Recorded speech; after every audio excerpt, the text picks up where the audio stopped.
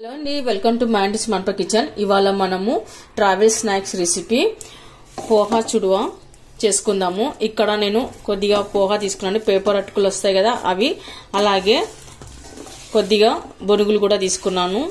Weight loss బొనుగులు వస్తాయి కదా అలాంటివి తీసుకున్నాను. ఈ రెండు కాంబినేషన్తో మనం చుడువా చేసినట్లయితే చాలా సూపర్ టేస్టీగా చాలా బాగుంటుంది. ఇప్పుడు మనం ముందుగా బొనుగులు వేసుకుందాము. ఇది కొద్దిగా దోరగా వేయించుకోవాలి. మనం ఇక్కడ మంటను మీడియం ఫ్లేమ్ అంటే లో ఫ్లేమ్ పెట్టుకొని వేయించుకోవాలి. ఎక్కువ పెట్టుకున్నట్టయితే మాడిపోతాయి బొరుగులు, త్వరగా ఇది కూడా అవ్వవు అనమాట.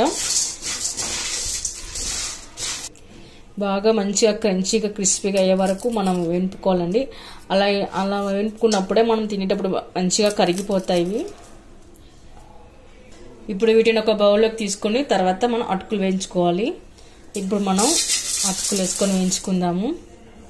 ఇప్పుడు మనం పోహాను కూడా బాగా క్రంచీగా అయ్యేట్లాగా ఇట్లా పొడి పొడిగా అయ్యేట్లా వరకు మనం వేయించుకొని పెట్టుకోవాలి. ఇలా కలుపుతూనే ఉండాలండి, లేదంటే అడిగంటిపోతాయి. వీళ్ళంతా పొడి పొడిగా రావాలి, అప్పుడే బాగా టేస్టీగా వస్తుందండి పోహాకి. ఇలా పట్టుకొని చూసినాం కూడా ఇలా అంటే చూరవ్వాలన్నమాట. మనం ఇలా ఎంత బాగా వేయించుకుంటే అంత టేస్ట్ వస్తుందండి. నోట్లో వేసుకోగానే కరిగిపోతాయి. ఇప్పుడు మనం పోహాని కూడా ఒక బౌల్లోకి తీసుకుందాము. తర్వాత మనం అదే కడాయిలో తగినంత ఆయిల్ వేసుకోవాలండి చుడువ కోసము. ఆ తర్వాత మినపగుళ్ళు, ఆవాలు, జీలకర్ర వేసుకోవాలి. తర్వాత అవి చిట్టబట్టమన్న తర్వాత పల్లీలు వేసుకుందాము.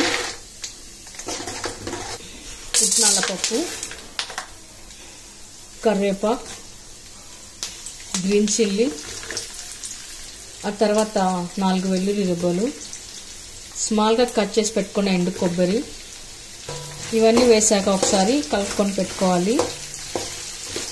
తర్వాత పసుపు వేసుకోవాలి, సాల్ట్ రుచికి సరిపడా. ఆ తర్వాత ఇప్పుడు మనం బాగా కలుపుకొని పెట్టుకుందాము.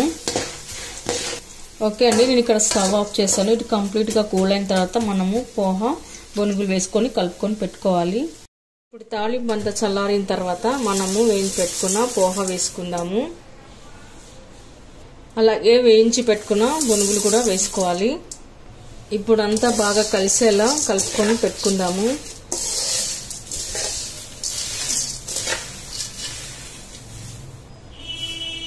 ఇలాంతా చుడువ కలిపి పెట్టుకున్న తర్వాత పైన కొద్దిగా లైట్గా షుగర్ వేసుకోవాలి.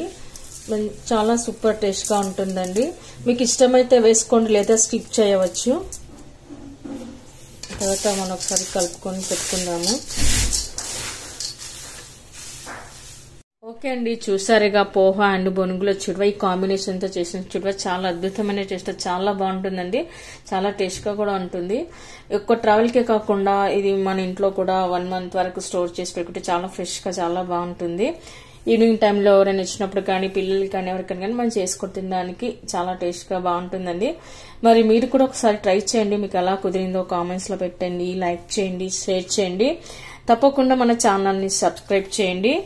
Thank you for watching.